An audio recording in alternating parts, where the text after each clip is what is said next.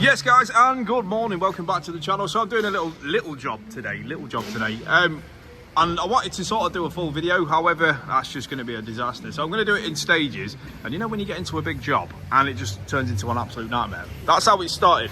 So effectively the car's having a turbo, turbo's being replaced for a new unit, and it's a bit of a nightmare to get to, guys. So underneath here you can see I've got all this room here.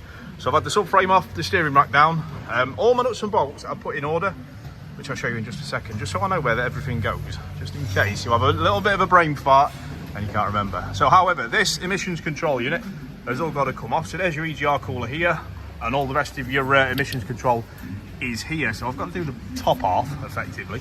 And then the turbo is just above it. So the turbo is like the easiest part of the job, which is awful. But anyway, loads of room. So I'll show you my little stockpile down here. So I've got subframes off with roll bar, the front part of the exhaust with all your fancy emission stuff, and of course the steering rack there with some wheels. I keep everything together. It's going to make life so much easier getting the car back together. Now I have all my parts down here. So a massive array of new nuts, bolts and gaskets.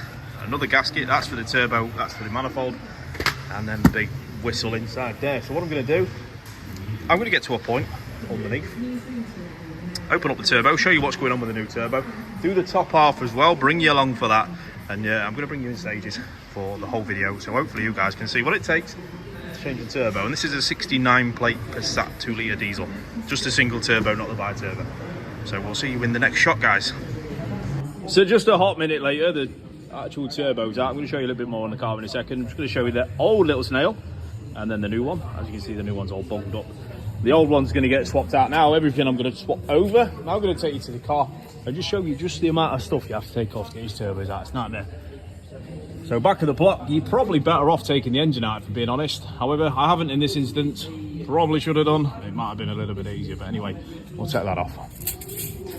I know that's I've got a new one of them. Of course, always replace your gasket seals and particular bolts. We'll throw him away. Won't need him.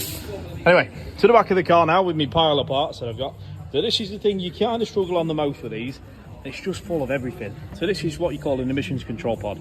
And as you can see, it's an absolute nightmare of sensors, wires, and crazy little bolts.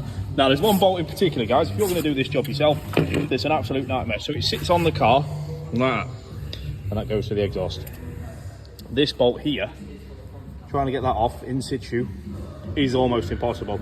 So it's a little bit of finger work, guessing with your eyes closed, that kind of thing. And yeah, whatever keeps the missus happy, boom.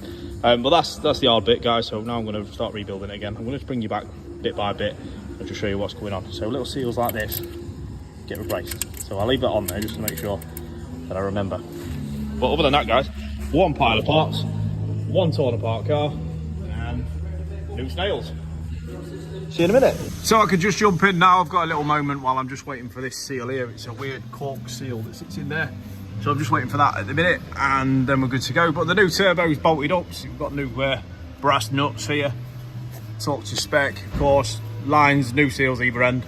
We're not required to replace the feed and return lines on the turbo. So it's a case of just building it back together now, guys, which I'm going to do, and I'm going to bring you along to show you.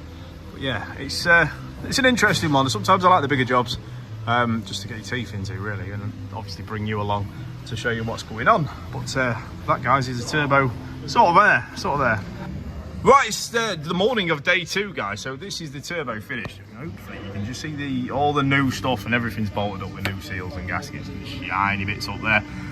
So the turbo's done. So what we have to do when we've done a turbo is we have to calibrate the actuator, so the turbo actuator to a new turbo, to the ECU.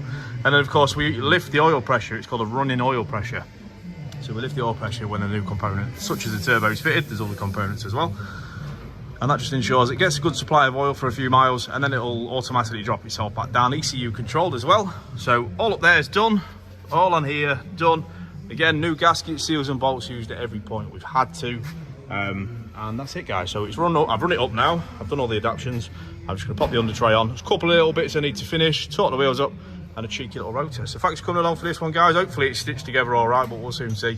And there's Mr. Adam, look, featuring Mr. Adam. Go and check him out, Adam Houston 92 on Instagram.